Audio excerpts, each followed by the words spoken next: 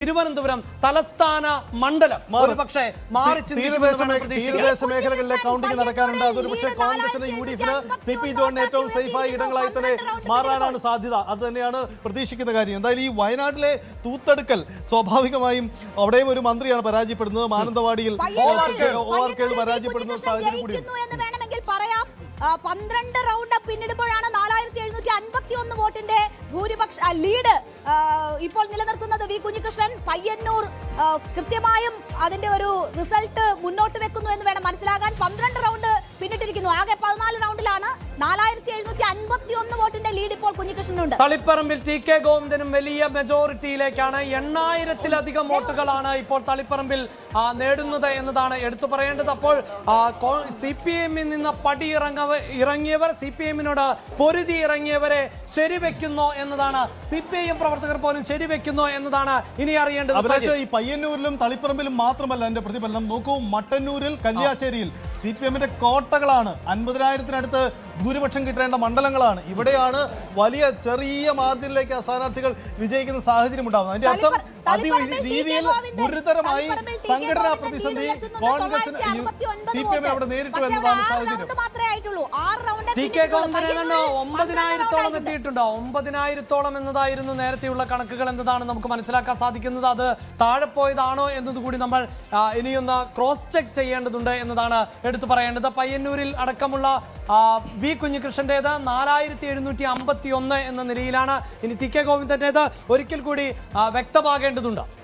പിണറായി വിജയന്റെ ലീഡ് 3659. എന്തൊരു കഷ്ടമാണ്. 3659 മാത്രം ഒരു മുന്നണിയെ നയിച്ച പ്രധാനപ്പെട്ട വ്യക്തിക്ക് പിണറായി വിജയന്റെ ധർമ്മടത്ത് ലീഡ് എന്ന് പറയുന്ന സാഹചര്യം. ഒരുപക്ഷെ ലീഡിൽ മാറ്റമുണ്ടായേക്കാം, ഇനി ഉയർന്നേക്കാം. എന്നാൽ പോലും കഴിഞ്ഞ തവണ നേടിയ റെക്കോർഡ് ഭൂരിപക്ഷമൊക്കെ എവിടെ പോയി എന്ന ചോദ്യമാണ് ഉയരുന്നത്. വലിയ വലിയ ചോദ്യങ്ങളും ചർച്ചകൾക്കും ഇടവയ്ക്കുന്നതായി. തെരഞ്ഞെടുപ്പ് തോൽവി എന്നത് മാത്രമല്ല, സംഘടനാ തലത്തിൽ പോലും ഗുരുതരമായ പ്രതിസന്ധിയിലേക്ക് പോകുന്ന സാഹചര്യമായി ഈ തെരഞ്ഞെടുപ്പ് വിധി മാറുന്നു എന്നതാണ് ഇതിന്റെ ചുരുക്കം.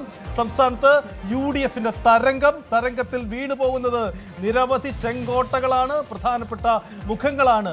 പ്രതിപക്ഷ നിരയിൽ പ്രതിപക്ഷത്തെ നയിക്കാൻ ആരെന്ന ചോദ്യത്തിന് പോലും ഉത്തരം കണ്ടെത്താൻ ഏറെ പാടുപെടുമെന്നതാണ് ഇതുവരെയുള്ള ചിത്രം. രാജീവ് ചന്ദ്രശേഖരന്റെ ലീഡ് UDF ലീഡ് തുടരുകയാണ്. കാസർഗോഡ് 4ഇടത്ത് UDF-ന്റെ ലീഡാണ്. കല്ലട്ര മായിൻ ഹാജി കാസർഗോഡ് ലീഡ് ചെയ്യുന്നു. മഞ്ചേശ്വരത്ത് AK അഷ്റഫ്. പുതുമയിൽ UDF-ന്റെ തേരോട്ടമാണ്. K നീലകണ്ഠൻ 13,677 വോട്ടിന്റെ ലീഡാണ് ഉള്ളത്. കാഞ്ഞങ്ങാട് LDF, കാഞ്ഞങ്ങാട് മാത്രമാണ് LDF-ന് ആശ്വാസം. ഗോവിന്ദൻ പള്ളിക്കാപ്പിൽ 11,545 വോട്ടിന് അവിടെ ഏതാണ്ട് ജയമുറപ്പിക്കാൻ നോക്കൂ. കണ്ണൂരിലെ UDF-ന്റെ ലീഡ് നോക്കൂ, 13,274. തൃക്കരിപ്പൂരിൽ സന്ദീപ് വാര്യർക്ക് ഉണ്ടാകുമോ എന്നതാണ്. 2,270 വോട്ടിന്റെ ലീഡുണ്ട് സന്ദീപ് വാര്യർക്ക് തൃക്കരിപ്പൂരിൽ. തൃത്താലയിൽ VT ബൽറാം 7,207 വോട്ടുകൾക്കാണ് ഇപ്പോൾ മുന്നിട്ട് നിൽക്കുന്നത്. അങ്ങനെ മന്ത്രി MP രാജേഷിന് തോൽവി പിടിയുകയാണ്. കടുത്തുരുത്തിയിൽ 23,815 വോട്ടിന്റെ മേൽക്കൈയാണ് മോൻസ് ജോസഫ് അവിടെ നേടിയിട്ടുള്ളത്. ഹരിപ്പാട് രമേശ് ചെന്നിത്തലയും 20,000-ന് മുകളിൽ. വട്ടിയൂർക്കാവിൽ VK പ്രശാന്തിൻ്റെത് ഇപ്പോൾ 600-ൽ അധികം എന്ന നിലയിലേക്ക് ആണ്. KK രമ 12,979 വോട്ട് എന്നതാണ്. രാജീവ് ചന്ദ്രശേഖരന്റെ ലീഡ് ഇപ്പോൾ 2,000 എന്ന നിലയിലേക്ക് താഴ്ന്നിട്ടുണ്ട്. നേരത്തെ അത് 4,000 എന്ന നിലയിലായിരുന്നു. അപ്പോൾ ഇഞ്ചോടിഞ്ച് വീണ്ടും എന്നതാണ് കാണാൻ സാധിക്കുന്നത്. അവസാന ഘട്ടത്തിലേക്ക് വരുമ്പോൾ അത് ന്യൂനപക്ഷ മേഖലയിലേക്ക് കൗണ്ടിങ് വരുന്നുണ്ട്. അതുകൊണ്ടാണ് അതിന്റെ ഒരു പ്രതിഫലനം എന്ന് നമുക്ക് കരുതാം. ഒരു കാര്യം അഭിലാഷ്, ഒരു പ്രധാനപ്പെട്ട കാര്യം, എന്തായാലും UDF മിനിസ്ട്രി എന്ന് നമ്മൾ ഉറപ്പിച്ചല്ലോ. അങ്ങനെയെങ്കിൽ ആദ്യ മന്ത്രിസഭയിലെ എന്ത് തീരുമാനമെന്ന വലിയ കൗതുകം ഉയർത്തുന്ന, ആകാംക്ഷ ഉയർത്തുന്ന ചോദ്യങ്ങളുണ്ട്. നമുക്ക് പ്രതീക്ഷിക്കേണ്ടത് KSRTC-ൽ വനിതകൾക്ക് സൗജന്യ യാത്ര എന്ന പ്രഖ്യാപനം ആദ്യ മന്ത്രിസഭയിൽ ഉണ്ടാകുമോ? മറ്റെന്തൊക്കെ കാത്തിരിപ്പുകൾ ഉണ്ട്? വിദ്യാർത്ഥിനികൾക്ക് 1000 രൂപയുടെ സ്കോളർഷിപ്പ് എന്ന പ്രഖ്യാപനം ഉണ്ടാകുമോ?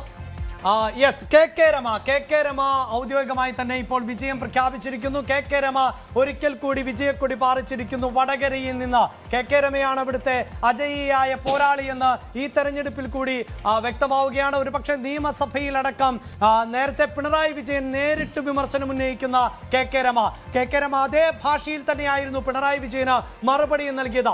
ഈ തെരഞ്ഞെടുപ്പിൽ എടുത്തു പറയേണ്ടത് സജിത്ത്, ആരൊക്കെയായിരുന്നു പിണറായി വിജയന്റെ അതിശക്തരായ വിമർശകർ? അവർക്ക് വലിയ പിന്തുണ ലഭിക്കുന്നു, അവരെല്ലാം വിജയിച്ചു കയറുന്നു എന്നതാണ് ഇപ്പോൾ മനസ്സിലാക്കേണ്ടത്. KK രമയുടെ പോസ്റ്റ് തന്നെ നോക്കൂ. പിന്നിട്ട് 6 റൗണ്ടുകൾ മതി കേരളമേ ഇതുമതി, കുലംകുത്തി എന്ന് ചാപ്പയടിച്ചു കൊല്ലാൻ ആഹ്വാനം ചെയ്തവൻ പൊള്ളുന്ന വെയിലത്ത് നഗ്നനായി നിൽക്കുന്ന കാഴ്ച കാണാൻ ഒരു വാഴവട്ടക്കാലത്തിന് ശേഷം ചന്ദ്രശേഖരന് കഴിഞ്ഞു. അതായത് പിണറായി വിജയൻ വലിയ തിരിച്ചടി ഈ തെരഞ്ഞെടുപ്പിൽ നേരിട്ടു, അത് ചന്ദ്രശേഖരൻ കാണുന്നുണ്ടോ എന്ന വൈകാരികമായ പോസ്റ്റ് ഇട്ടുകൊണ്ടാണ് അദ്ദേഹം ഇത്തരത്തിൽ പ്രതികരിക്കുന്ന സാഹചര്യം. എന്തായാലും നമ്മൾ UDFന്റെ പ്രധാനപ്പെട്ട തീരുമാനം എന്തായിരിക്കുമെന്ന ഒരു എന്തായാലും മുഖ്യമന്ത്രി അവർ തീരുമാനിക്കും. വേഗത്തിൽ കാര്യങ്ങൾ നീട്ടുമെന്ന് കരുതാം. നമുക്ക് KSRTCയിലെ സൗജന്യ യാത്രാ പ്രഖ്യാപനം ആദ്യ ദിവസം തന്നെ ഉണ്ടാകുമെന്ന് കരുതാം. കൂടുതൽ വാർത്തകൾക്ക് News 18 Keralam YouTube channel subscribe ചെയ്യുക.